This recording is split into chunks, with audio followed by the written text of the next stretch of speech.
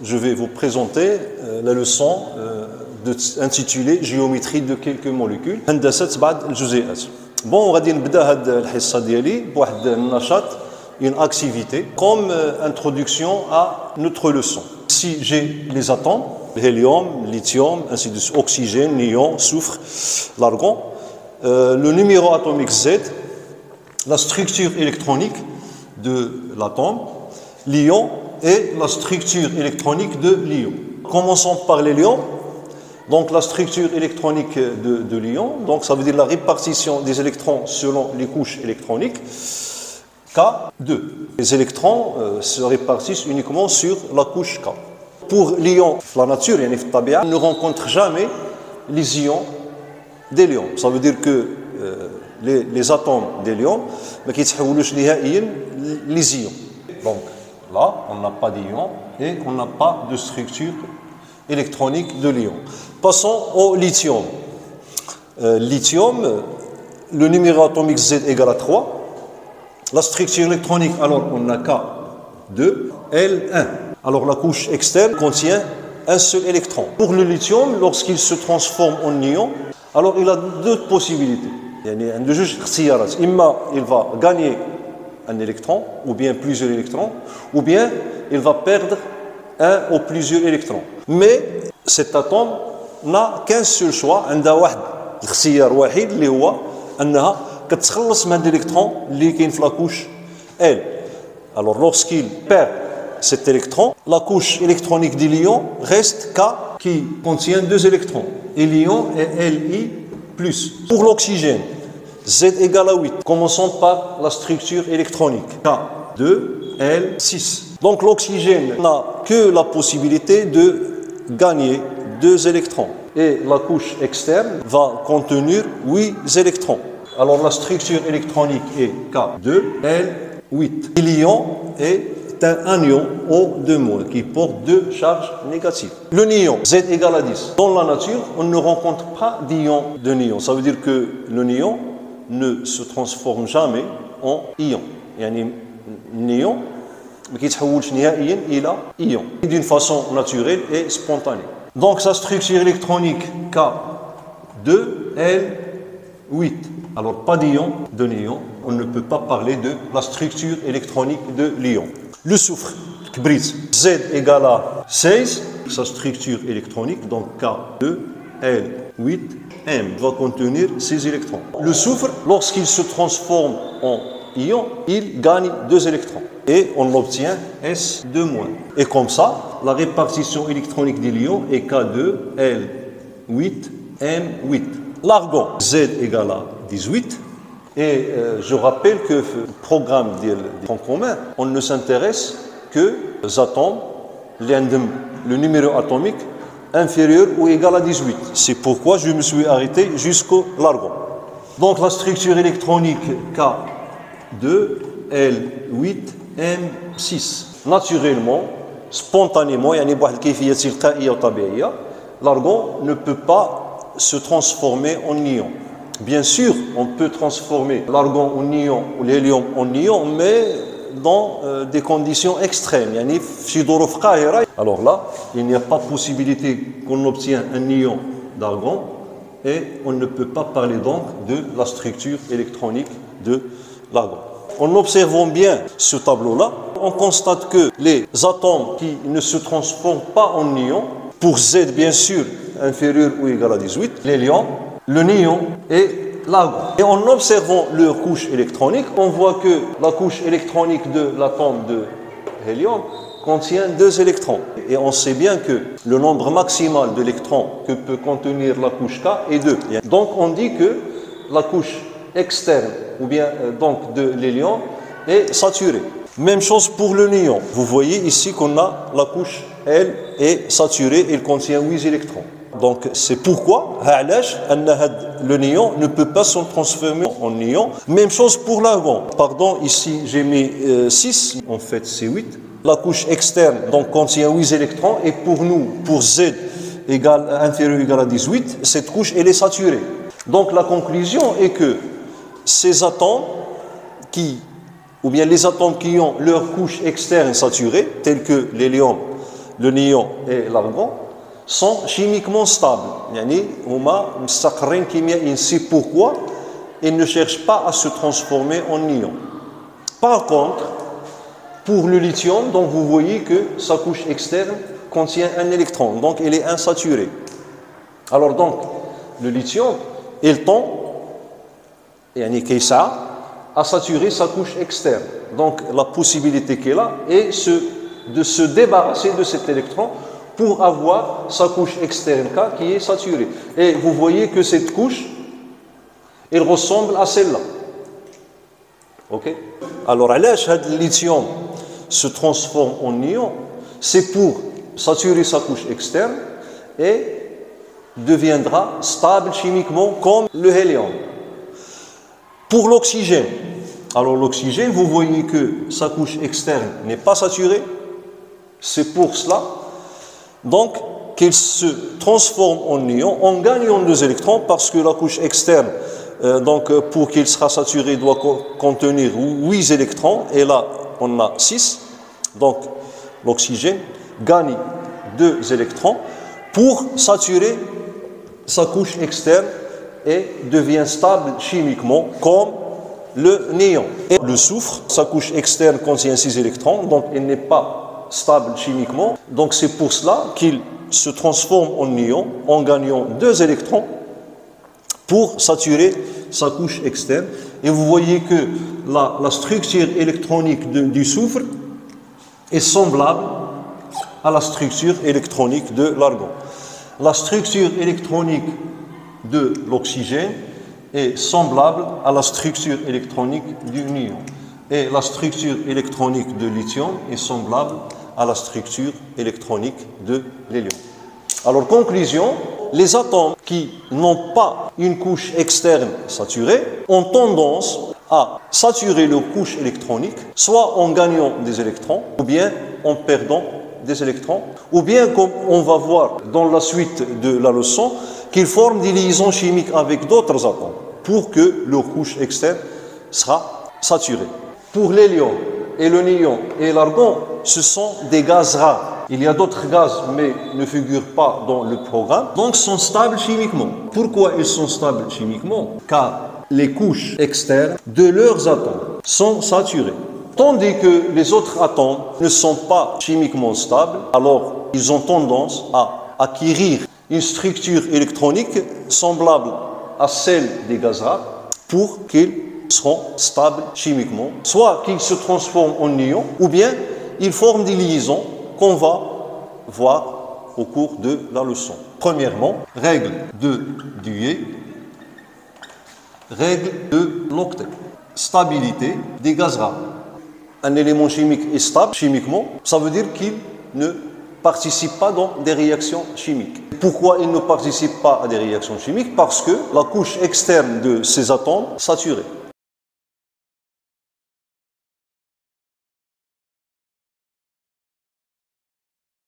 Les autres atomes ne sont pas stables puisque leur couche externe n'est pas saturée. Donc, ils ont tendance à quoi? À saturer leur couche externe. Donc, soit en se transformant en des ions ou bien en participant à des réactions chimiques. Règle de l'octet, règle de Dewey. Et je vais prendre 2 exemples. Le premier exemple, c'est le lithium. Sa structure électronique, alors Z égale à 3, donc CK 2 et 1. Alors, pour acquérir une stabilité maximale, il va se transformer en ion et plus en se débarrassant de cet électron. Et sa structure électronique devient K2. Alors là, la couche externe contient 2 électrons. Donc, qu'est-ce que ça veut dire la règle de l'octet? Un atome qui a un numéro atomique Z inférieur à 5, tel que le lithium, le beryllium et le bore, ont tendance à avoir une couche externe saturée qui contient 2 électrons. C'est pourquoi cette règle est appelée règle de Dewey. Et ça veut dire 2. Pour la règle de l'octet, je vais donner un exemple. Je vais prendre l'oxygène. On a vu qu'elle perd 2 électrons pour se transformer en ion O2- de structure électronique K2L8. Okay? Et vous voyez que la couche externe contient 8 électrons. Pourquoi l'oxygène s'est transformé en anion pour respecter la règle de l'octet. Octet, ça veut dire oui. Règle de l'octet, c'est quoi? Pour les atomes qui ont Z supérieur strictement à 5, ont tendance à saturer leur couche externe à 8 électrons. Bon, on a pris l'exemple de l'oxygène. Donc, tout atome qui a Z supérieur ou égal à 5 doit obéir à cette règle pour avoir une stabilité maximale. Okay? Donc, les atomes doivent obéir ou bien doivent vérifier la règle de l'octet ou la règle du duet. C'est pour avoir une stabilité maximale. Ça veut dire qu'ils doivent avoir une couche externe saturée, soit à 2 électrons pour la règle de duet ou à 8 électrons pour la règle de l'octet. Bon, maintenant on va voir représentation des molécules selon le modèle de Lewis. Il y a des espèces chimiques qui ont une structure moléculaire ou d'autres espèces chimiques qui n'ont pas une structure moléculaire. Les gaz, tous ont une structure moléculaire. On va commencer par la définition d'une molécule. La molécule, c'est une entité chimique électriquement neutre, formée d'un nombre précis d'atomes. Pourquoi elle est formée d'un nombre précis? Lorsque les atomes forment une molécule, c'est pour qu'ils soient stables chimiquement, pour que leur couche externe soit saturée. Pour les gaz rares, ce sont les seuls gaz qui se trouvent dans la nature sous la forme monoatomique. Bon, il y a par exemple l'argon, l'hélium et quoi d'autre? Le néon. Alors, les gaz rares sont monoatomiques. Okay? Il y a d'autres gaz rares, mais on a fait le programme. Alors, ces gaz, هما اللي كاينين بوحديهم في الطبيعة اللي كيتكونوا من ذرات واحدة. Tandis que les autres gaz sont polyatomiques. Par exemple, le dioxygène, okay, le CO2, okay, le diazote, ainsi de suite. Parce que ces atomes ne sont pas stables chimiquement. Okay? S'ils étaient stables chimiquement, donc ils n'auront pas besoin de s'associer avec d'autres atomes pour former une molécule. Alors on associe à chaque molécule un symbole chimique. Par exemple, molécule d'eau, H2O. Prenons le cas d'un gaz, molécule de dioxyde de soufre, SO2. Cas d'un solide, molécule de glucose, C6H12O6. Alors, on va parler de la liaison covalente. Bon, بالعربية الرابطة التساهمية اللي هي une liaison chimique qui unit deux atomes au plus. Par exemple, ces deux atomes sont liés par une liaison covalente. Même chose pour ces trois atomes, ces deux atomes, ces 5 atomes. Et à partir de la représentation de Lewis, on va comprendre la liaison covalente. Je dois vous donner 3 exemples. Exemple 1, la molécule de dichlore, Cl2. On a l'atome de chlore a pour numéro atomique Z égale à 17. Okay. Sa structure électronique est la suivante. Alors K2, L8, il reste 7 électrons. Ils sont contenus dans la couche M, qui est la couche périphérique. Alors vous voyez que l'atome de chlore n'obéit pas à la règle de l'octet. C'est pour cela qu'il s'associe avec un autre atome de chlore pour obéir à cette règle et devient stable, chimiquement bien sûr. Donc je vais commencer par la représentation de Lewis de l'atome de chlore. Alors pour représenter cet atome, je dois tout d'abord vous dire que les atomes, lorsqu'ils participent à des réactions chimiques ou bien se transforment en ions, les électrons concernés, ce sont les électrons de la couche périphérique, tandis que les autres électrons n'ont rien à faire. Alors ces électrons de la couche périphérique, ce sont eux qui nous intéressent dans la représentation de Lewis. Et c'est pour cela que Lewis a proposé le modèle suivant. Alors, il a proposé qu'on prend le symbole de l'atome, Cl, et on l'entoure des électrons périphériques. Donc la couche externe est appelée couche de valence. Des électrons qui appartiennent à la couche externe, ça veut dire qu'il appartient à la couche de valence, sont appelés électrons de valence. Ce sont ces électrons qui sont responsables ou bien qui sont mis en jeu lors de la transformation de l'atome en ion ou bien lorsque l'élément chimique à partir ou bien à travers de ces atomes participe dans une réaction chimique. Donc on a ici 7. Donc comment je dois répartir ces électrons autour de l'atome? Donc je commence par répartir un à un. Ça veut dire que je mets un électron ici, le deuxième électron ici, troisième électron et le quatrième électron. Il me reste combien d'électrons? Il me reste 3. Alors à ce moment, je vais apparier ces électrons. Ok? Alors là, je vais mettre un électron, là le deuxième électron et là le troisième. Et comme ça, j'ai 7 électrons. Cette représentation de Lewis nous montre que les électrons de la couche externe, ils forment 3 doublés électroniques. Ici, il reste un électron qu'on appelle électron célibataire. Lewis a proposé de représenter ce doublé électronique, ou bien ces doublés, par un tiré. Alors voilà donc la représentation de Lewis. Donc ce doublé-là, je le représente par un tiré.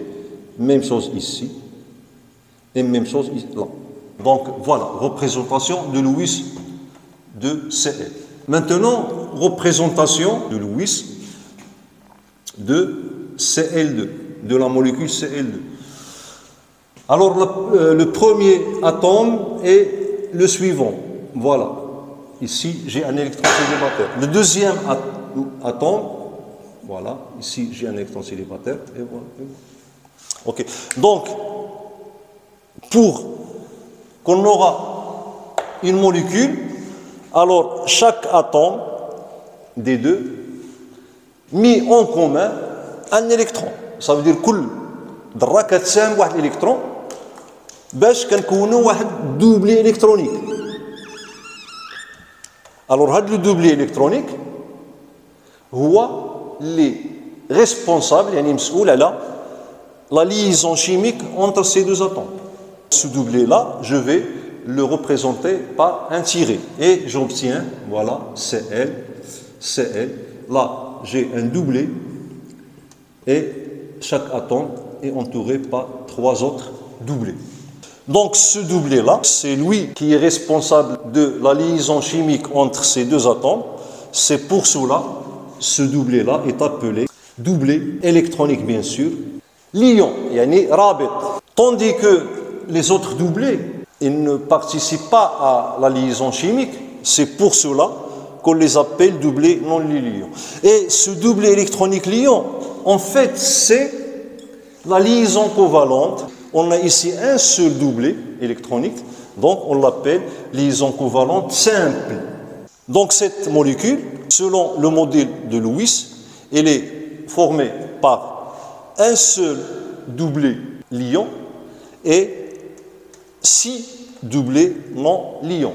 Exemple 2, la molécule de O2, le dioxygène. Bon, O, donc Z égale à 8, structure électronique donne K2L6. Alors vous voyez qu'il manque 2 électrons pour que cet atome aura une couche externe saturée. Alors c'est pour cela qu'il va se lier chimiquement avec le deuxième atome d'oxygène pour saturer sa couche externe. Okay. Bon, ici, donc, on voit bien que dans la molécule de dichlore, chaque atome est entouré de 4 doublés électroniques. Ça veut dire de 8 électrons. Alors pour cet atome, on va compter. On a 1, 2, 3 et 4. Donc 4 doublés.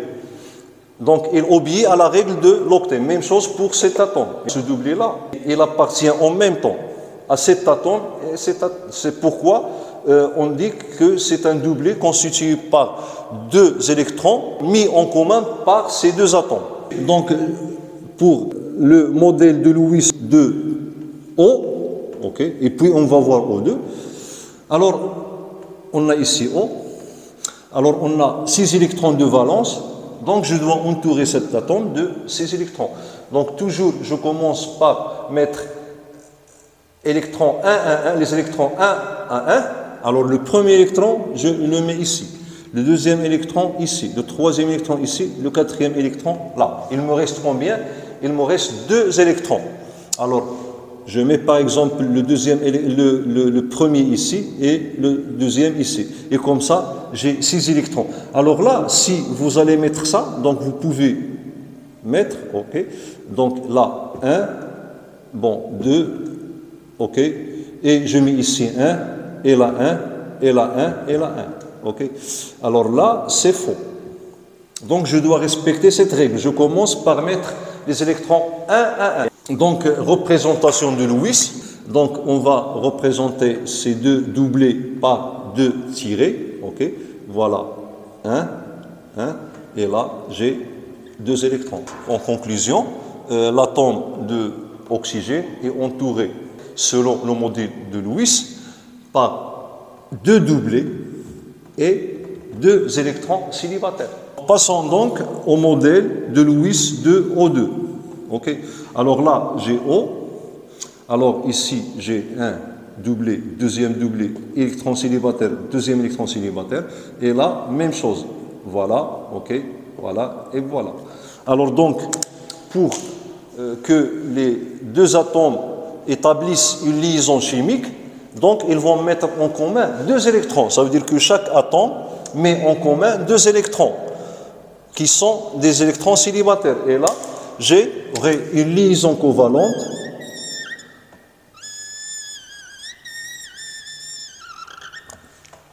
ok, donc cette liaison covalente a 2 doublés et ces 2 doublés sont liants. Ok, alors donc le modèle de Lewis, donc je vais représenter ces 2 doublés par des tirés et j'obtiens la molécule suivante. Voilà les 2 tirés des 2 doublés liants et là donc je peux mettre. Ok, alors cette molécule est constituée par 2 doublés liants et ces 2 doublés liants forment ce qu'on appelle liaison covalente, mais cette fois-ci c'est double. Pourquoi double? Parce que cette liaison covalente est constituée de 2 doublés liants. Et vous voyez qu'on a ici 4 doublés non liants. Troisième exemple, molécule de diazote. Alors N2, l'atome de l'azote a un numéro atomique Z égale à 7, structure électronique K2L5. Le modèle de Lewis. Donc j'écris N et je l'entoure de 5 électrons. 1 à 1. Donc premier électron, deuxième, troisième, quatrième. Donc le cinquième donc, sera ici ou bien là, c'est la même chose. Et donc, représentation de Lewis. Alors, ici, j'ai un doublé et 3 électrons célibataires. Donc, N, voilà le doublé que je représente par un tiré et 3 électrons célibataires. Alors, donc, ces 3 électrons célibataires, ce sont eux qui sont responsables de la non-stabilité de l'atome d'azote. Okay? C'est pour cela que cet atome, comme exemple, il va constituer une molécule avec l'autre atome de l'azote. Représentation de Lewis de N2. On a ici N. Ok, alors voilà les 3 électrons. Je mets l'autre atome ici.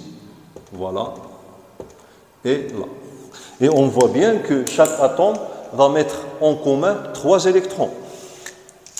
Et ces 3 électrons vont se marier pour obtenir, avec les 3 électrons de l'autre atome, pour obtenir 3 doublés. Premier doublé, deuxième doublé, troisième doublé. Et ces 3 doublés sont des doublés liants parce que ce sont eux qui assurent la cohésion de la molécule. Donc, représentation de Lewis, ok. Donc, ces 3 doublés, je vais les représenter par 3 tirés. Ok, voilà N, donc voilà. Et puis là, j'ai, je peux le mettre ici et là. Donc cette molécule est constituée de combien de doublés? 3 doublés liants. Alors ces trois doublés liants forment ce qu'on appelle liaison covalente, cette fois-ci triple, et deux doublés non liants. Alors là, à partir de ces trois exemples, j'ai montré les trois types de liaisons covalentes. Okay. Liaison covalente simple, liaison covalente double et liaison covalente triple. Alors maintenant, on va définir ce qu'on appelle liaison covalente. Donc la liaison covalente, c'est quoi? C'est la mise en commun par deux atomes de deux électrons. Là, on parle de liaison covalente simple. Ou quatre électrons. Là, on parle de liaison covalente double. Ou 6 électrons. Là, on parle de liaison covalente triple. Les deux atomes contribuent équitablement au nombre d'électrons. Application, modèle de Lewis des molécules suivantes. Bon, commençons par la molécule de méthane, CH4. Alors, on a pour le carbone Z égale à 6, pour l'hydrogène Z égale à 1. Alors, pour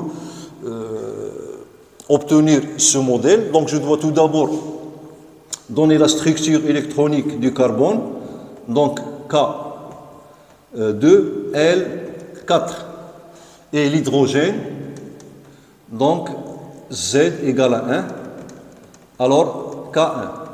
Alors vous voyez que pour le carbone, donc sa couche périphérique contient 4 électrons, ça veut dire qu'il a 4 électrons de valence.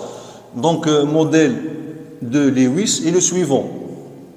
Pour cet atome, donc là, on a C. Je n'entoure pas premier électron, deuxième électron, quatrième électron. Alors, vous voyez que cet atome est entouré de, ou bien contient 4 électrons célibataires. Pour l'hydrogène, un seul électron célibataire. OK? Alors, donc, le modèle de Lewis de CH4. Alors là, je mets l'atome de carbone, voilà. Okay. Donc, il va mettre en commun cet électron, ok. Deux électrons, ça veut dire avec l'atome d'hydrogène, voilà. Hein. Et là, on a 4 atomes d'hydrogène, donc deuxième atome d'hydrogène, troisième atome d'hydrogène et quatrième atome d'hydrogène. Et là, donc on a 4 liaisons, ou bien 4 liaisons covalentes simples. Okay, donc voilà le modèle de Lewis de cette molécule. Je vais donner un autre exemple. Molécule de H2O. Pour l'oxygène, donc on a déjà écrit la représentation de Lewis de l'atome d'oxygène. Alors, modèle de Lewis de O, CO. Alors ici, on a 2 électrons célibataires et 2 doubles électroniques. Pour l'hydrogène, donc voilà.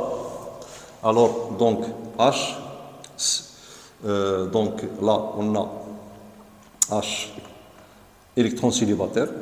OK. Alors, donc le modèle de Lewis de H2O est le suivant. Donc, on a l'oxygène. OK. Voilà les 2 doublés liants. Là, j'ai un électron célibataire. Et pour l'hydrogène, OK. Alors là, on a une liaison covalente. Et de ce côté-là, on a une liaison covalente.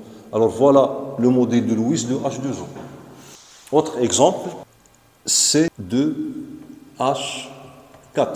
Alors c'est la molécule d'un gaz appelé éthylène. Là, l'atome de carbone. Alors là, ces deux atomes vont s'associer. Alors toujours, le but est que chaque atome sera stable chimiquement. Ça veut dire que chaque atome doit respecter soit la règle de l'octet ou bien la règle du Dié, comme le cas ici, okay, et le cas que j'ai effacé. Alors là, on a 1, 2, 3, 4. Alors pour l'hydrogène, puisqu'il a un seul électron célibataire, donc il ne peut établir qu'une seule liaison covalente simple. Mais pour le carbone, alors d'après la représentation de Lewis, il pourra soit former 4 liaisons covalentes simples, ok, ou bien 2 liaisons covalentes doubles, ou bien une liaison covalente triple et une liaison covalente simple. Le cas ici, voilà, deuxième atome de carbone. Alors là, on a H4. Ça veut dire chaque atome d'hydrogène est lié à 2 atomes, pardon, chaque atome de carbone est lié à 2 atomes d'hydrogène. Alors là, j'ai H, et là, j'ai H. Même chose ici, H, et là, H. Ok. Donc, ces 2 atomes de carbone forment une liaison covalente double. Alors voilà, voilà, voilà, et voilà, et voilà, et voilà. Donc le modèle de Lewis alors je peux effacer ce doublé et le mettre ici. Donc c'est le modèle de Lewis de cette molécule, qui est une molécule d'éthène. Donc, soit on appelle le gaz qui a cette molécule par éthène, ou bien éthylène. Et donc, c'est le nom usuel. Là, c'est le nom d'après la nomenclature chimique. Alors, je peux donner d'autres exemples, mais comme le temps est terminé, donc il nous reste deuxième partie concernant les isomères et la représentation géométrique de quelques molécules. Bon, merci pour votre attention et à la prochaine partie.